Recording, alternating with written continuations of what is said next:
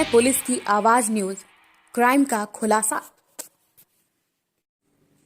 नमस्कार, स्वागत है आप सभी का। आप देख रहे हैं पुलिस की आवाज न्यूज और मैं हूं आपके साथ शालिनी पाठक। चलिए नजर डालते हैं इस वक्त की बड़ी खबर पर। बरसाना लठमार होली महोत्सव की बरसाने में शुरुआत होने लगी है और राष्ट्रीय नेताओं का आना भी शुरू हो गया है।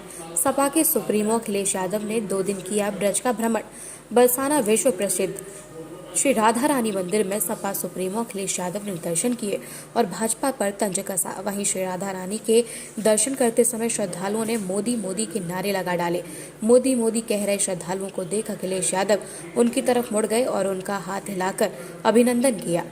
वहीं पत्रकारों से वार्ता करते हुए कहा, सपा सरकार ने जो काम शुरू किए हैं उनमें से कुछ काम ही भाजपा सरकार कर पाई है। 4 सालों में बड़ी संख्या में अधूरे काम पड़े हैं, भाजपा सरकार नहीं कर पाई है। सबसे बड़ा उदाहरण श्री राधा रानी मंदिर में वृद्ध, बच्चे, बीमार और जो सीढ़ियों से चढ़कर नहीं आ सकते उनके लिए सपा शासन में एक व्यवस्था की गई थी, रोपवे। 4 साल पूरे हो गए हैं लेकिन आज तक पूरा नहीं हुआ। वहीं अखिलेश यादव ने भाजपा को सोने वाली सरकार कहा और कहा जनता परिवर्तन चाहती है। भाजपा ने बैंकें मार दी, बैंकों में मिलने वाला ब्याज 5% हो गया, डीजल पेट्रोल महंगा हो गया, रसोई महंगी हो गई, कृषि कानून पर भी सवाल उठाए। वहीं निजीकरण को लेकर कहा कि सरकार जानबूझकर निजीकरण करना चाहती है। सरकार चाहती तो निजीकरण रोक सकती थी, अपने कुछ लोगों को लाभ पहुंचाना चाहती है। वहीं अखिलेश यादव ने भाजपा का सबसे बड़ा षड्यंत्र बताया। सपा के जिलाध्यक्ष को जेल भेजने पर भाजपा कर निशाना साधा। वहीं ब्रज तीर्थ विकास परिषद के उद्घाटन को लेकर विनीत नारायण का नाम लिया।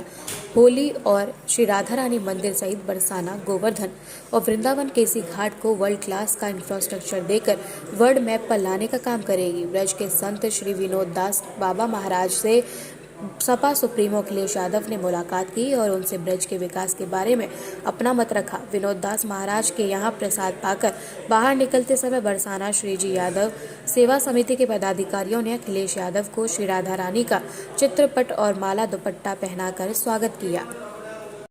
प्रस्ताव था तो कई काम तो पूरे हुए हैं, लेकिन बहुत बड़ी संख्या में जो काम शुरू हुए थे 4 साल में भी भारतीय जनता पार्टी की सरकार वो पूरी नहीं कर पाई है। और उसका उदाहरण ये है कि राधा रानी मंदिर में जहाँ हम लोग खड़े हैं, बुजुर्गों के लिए, बच्चों के लिए जो सीढ़ी से चढ़ के नहीं आना चाहते हैं, जो बीमार हैं, जिनको हार्ट की दिक्कत है या अन्य कोई दिक्कत है, उनके लिए एक व्यवस्था की गई थी, रोपवे। 4 साल पूरे हो गए। सोचो ये सरकार कैसी सो रही है, ये सोने वाली सरकार है। आज जो जश्न मना रही है सरकार, मैं जानता हूँ कि मथुरा, वृंदावन में और जो आपकी रैली होने जा रही है किसान पंचायत, ये किसान पंचायत किसान तो जगा ही रहे हैं, लेकिन जनता भी जाग गई है और आने वाले समय में जनता इनको उत्तर प्रदेश से हटा दोबारा सत्ता में वापसी होती है अगर आपकी, और बरसाना राधा रानी के दर्शन करने आए तो राधा रानी से आपने ये प्रार्थना की तो सत्ता में वापसी होने के बाद बरसाना के लिए बरसाना को पलटा आप घोषित करेंगे। देखिए चंदा देने वाली भाषा भारतीय जनता पार्टी की है, लेकिन दक्षिणा देने की भाषा समाजवादी पार्टी की है। तो मैंने क्या मांगा है मैं नहीं बताऊंगा, तो बरसाने के लिए आप क्या देंगे वापसी? लेकिन मैं ये भरोसा दिलाता हूँ, जो मैं भाव पढ़ सकता हूँ आपके चेहरे पे और जो मैं जनता के बीच में देख रहा हूँ, जनता परिवर्तन चाहती है और जनता दुखी हुई है सरकार से। इसलिए दुखी हुई है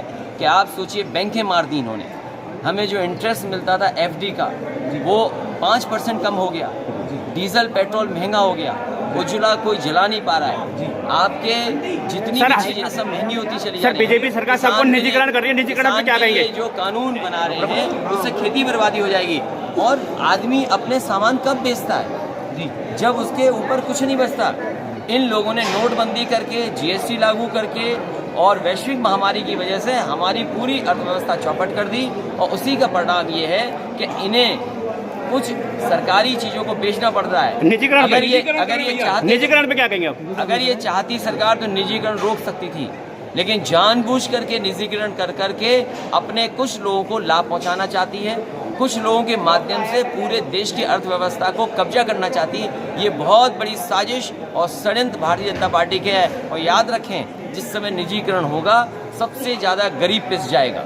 भैया, लोग आपके जिलाध्यक्ष लोकमणि कांत को कल उन्होंने जेल भेजा है, उन पर मुकदमे लगाए हैं। उन्हें मैं दुख है इस बात का कि सरकार जो पॉलिटिकल आंदोलन कर रहे हैं उन पर गंभीर धाराएं लगा रहे हैं। चित्रकूट में ऐसी धाराएं लगाई हैं जिसकी हम और आप कल्पना नहीं कर सकते जिला अध्यक्ष पे और हमारी पार्टी के कार्यकर्ताओं पे। जब मैं कल मथुरा वृंदावन आया तो मुझे पता लगा कि हमारे जिलाध्यक्ष को उन्होंने जेल भेज दिया है। मैं सरकार से जानना चाहता हूँ जिन अधिकारियों ने उन्हें जेल भेजा है, कम से कम जनता ये जानना चाहती है कि अगर मुख्यमंत्री उद्घाटन का उद्घाटन कर रहे हैं, मुख्यमंत्री अगर शिलान्यास का शिलान्यास कर रहे हैं, उन पे कौन सी धारा लगेगी ये सरकार बताएगी। अगर उद्घाटन हो गया तो हम तो ये कहते हैं कि हमारे कामों का भी उद्घाटन मुख्यमंत्री जी ने किया है, हमारे कामों का भी शिलान्यास किया है।